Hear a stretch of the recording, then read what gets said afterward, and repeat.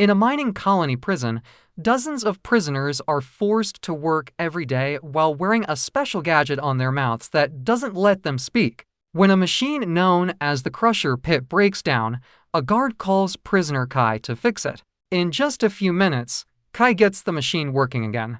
Suddenly, the guards bring in a new prisoner, and everyone is shocked to see Hatch. The general who lost a civil war against General Lang, a former rebel, stands up when he sees his general, and the guard immediately punches for it. The prisoner retaliates with a headbutt, and another prisoner uses the chance to punch a guard as well, throwing him on the floor to beat him up with his chains. Sensing a riot coming, another guard activates the crushing pit, reversing it so that the chains around the prisoner's leg drag him toward it. The guy soon falls and is shredded to death in seconds. At that moment, Hatch gives a signal to someone hidden, and a guard is suddenly shot from afar. Then he teams up with the prisoners to start beating up their captors. A guard uses the machine again to activate the other chains, causing more prisoners to fall into the pit to their deaths. Once the guard is distracted, Kai rushes to the machine and tries to stop the massacre, only for the chain to start pulling him as well. He grabs a fallen weapon from the ground and shoots the chain to no avail, so he has no choice but to lose a leg instead. While the chains drag away his limb, Kai hops back to the machine and finally stops it. A last guard tries standing up, and Hatch makes a gun gesture so the hidden sniper quickly kills him. Then Kai passes out. Sometime later, Kai wakes up in Hatch's ship and discovers he was given a mechanical prosthetic. Hatch uses a device to remove the prison thing from Kai's mouth and explains he's been rescuing other rebels to reform his army and counterattack. He knows Kai's father, who used to fight for the rebellion too. Unfortunately, Kai's father has been captured by General Lang, and he'll be executed in a few months on the anniversary of Lang's victory. Known as Liberation Day, Hatch knows Kai is an expert pilot, so he offers a deal. Kai must hijack an important enemy ship to retrieve the confidential data. If he's successful, Hatch will pick him up and use that intel to save his father, so Kai agrees. Afterward, Kai is put in suspended animation and smuggled into the enemy ship called the Arrowhead. In the middle of the trip, Kai wakes up early as planned and finds a computer to access the ship's records.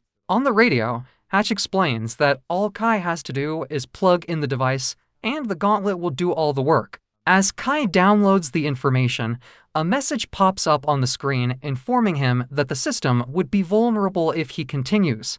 Kai tells Hatch, who assures him that it's only temporary and it'll be fine. A red light turns on, but Kai keeps downloading until a computer announces the systems are offline and there's unstable electromagnetic activity outside. Once the download is done, Hatch confirms that there's an electromagnetic storm outside is making things unstable, so he asks Kai to send him the files. Kai starts the transfer, but suddenly the ship shakes and gets damaged because of its current vulnerability. The interference makes the transfer fail, and Kai loses contact with Hatch while the ship ejects all the escape pods with the sleeping crew. Kai rushes to the ship's shuttle right before it's expelled to and passes out when it crashes on the nearest planet. When Kai wakes up, he tries to contact Hatch to no avail. He rushes out of the shuttle and sees the pods falling all over the planet, but suddenly he has trouble breathing and goes back inside. The ship's AI called Reef warns Kai that the atmosphere is toxic and prolonged exposure may cause paralysis or death. Kai looks through the window and sees the Arrowhead slowly falling and asks Reef for a status report. However, Reef requires an employee login to proceed. Reef does say that Kai needs to find a new source of oxygen because the one on the shuttle only has 12% left. Suddenly, a crew member called Oleander sends a message from his pod, asking any survivors to meet at the crash site. Kai grabs an oxygen mask and heads out to check the area. He finds some parts from crashed pods and Oleander's body bleeding on the ground. There's also an intact pod with someone moving inside, so Kai opens it to find Torn. He shares his oxygen mask and takes her back to the shuttle while Oleander's body is dragged away by a mysterious presence. At the shuttle, Torn logs into the system and shows suspicion of Kai, Reef does a scan but can't find the Arrowhead wreckage. However, Torin knows the escape pods will leave, so they should find them before they get stuck.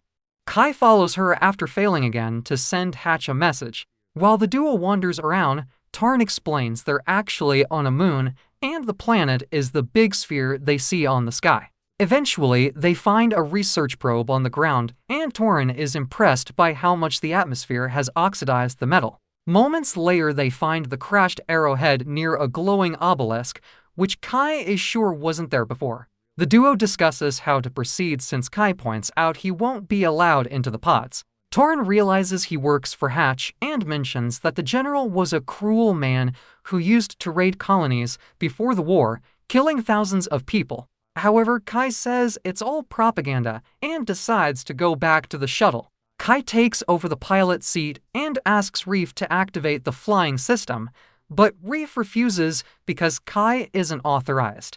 Instead, Kai asks for any updates on Hatch, and Reef plays a confessional tape.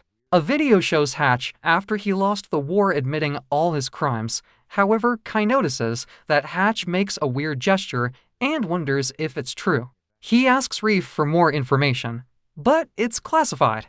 At that moment, Oleander sends a new message saying evacuation will start in 30 minutes. Afterward, Kai goes back to Torin and agrees to leave with her regardless of risk. Torin points out his clothes will give him away, so he starts taking off the main parts of the uniform while something watches from the shadows. Then, the duo tries to reach the Arrowhead, only for an earthquake to suddenly hit the area.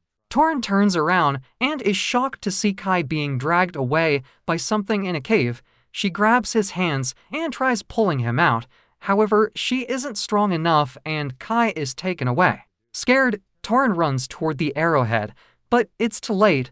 The pods have left without her. Not knowing what else to do, Torin returns to the shuttle to rest. For days later, she's exploring the area and finds Kai's gauntlet and axe on the ground. Not far from there, she finds the glowing obelisk and Kai on the ground covered in goo. To her shock, his leg is completely healed. She takes him back to the shuttle and runs some tests, only to discover he's now in a symbiotic relationship with another organism that healed him and made him immune to the toxic environment.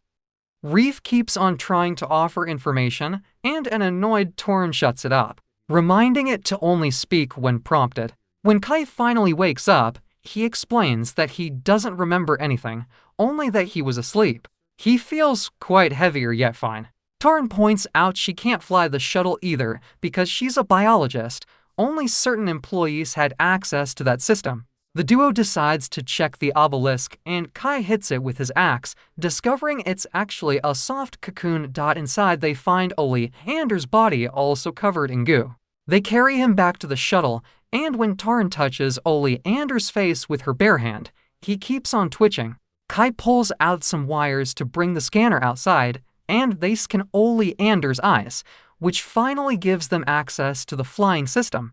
Kai immediately starts getting the engine ready while asking Reef about Liberation Day, learning he still has 76 days before they execute his father. Torin is shocked to hear he won't bring Oleander along and realizes she knows Kai. It turns out he used to work for her father when she was a kid. She points out that the man she knew back then would never leave someone behind to die.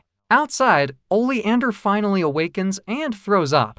Kai and Torin come out to check on him, and Oleander starts yelling about how Hatch is going to kill them all. Then he picks up a gun from the ground, and Kai jumps to punch him at the same time he shoots. After knocking Oleander out, Kai turns around and discovers Torin is dead.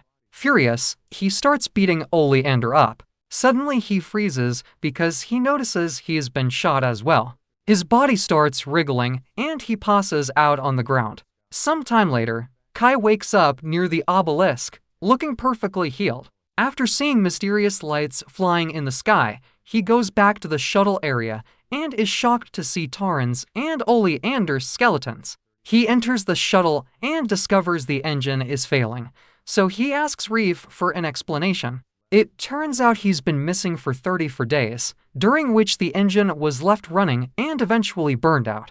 There are 42 days left until Liberation Day.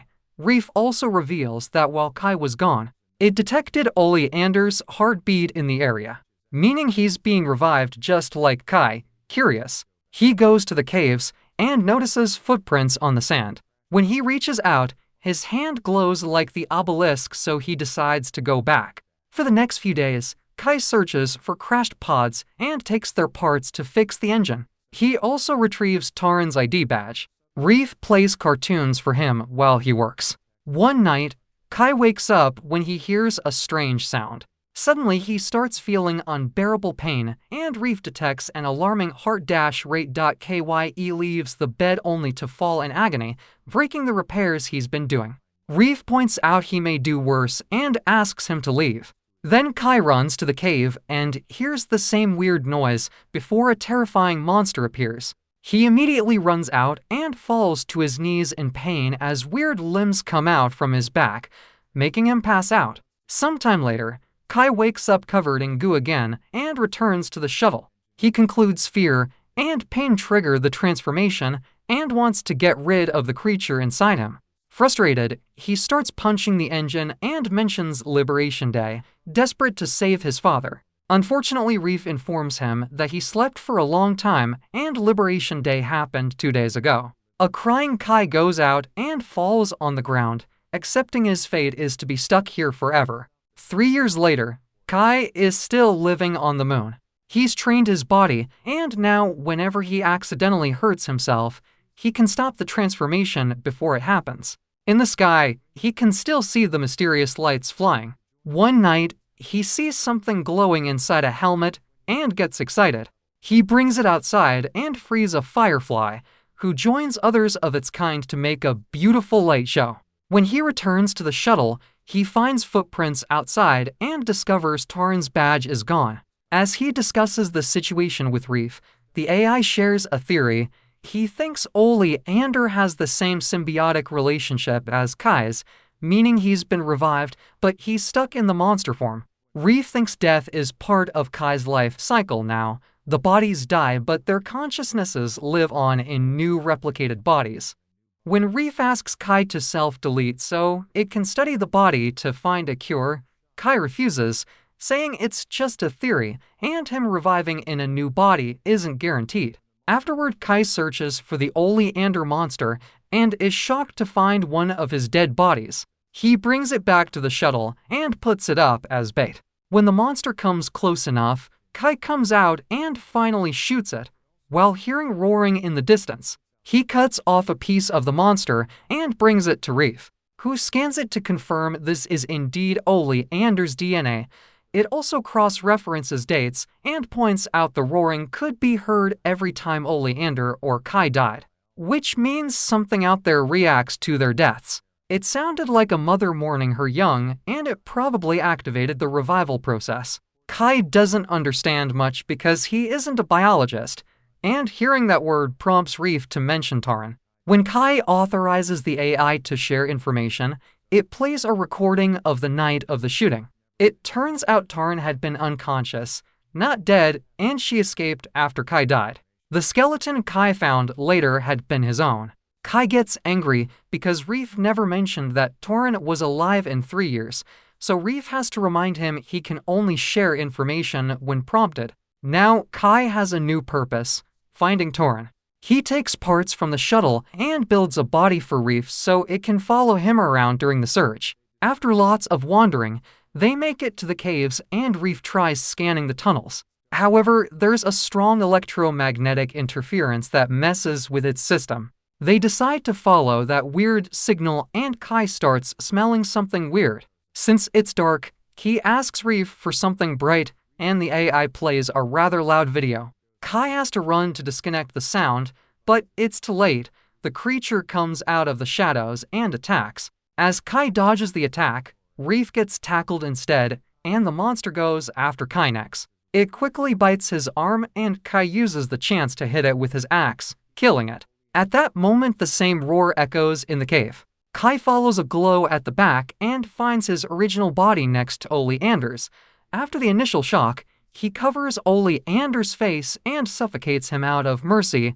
This kills his beast as well. Now, Kai should do the same to his body, but he can't. Instead, he retrieves his prosthetic leg and goes back to searching for Torin with Reef. Eventually, they find the spot where Reef last sensed Torin's heartbeat, and Kai can tell something launched on that ground, which means she managed to escape. At that moment, Reef's screen starts failing again, and Kai realizes his prosthetic leg is causing it. He checks inside and finds a pulse grenade, meaning Hatch asked him to send him the files through the gauntlet because he never intended to pick him up.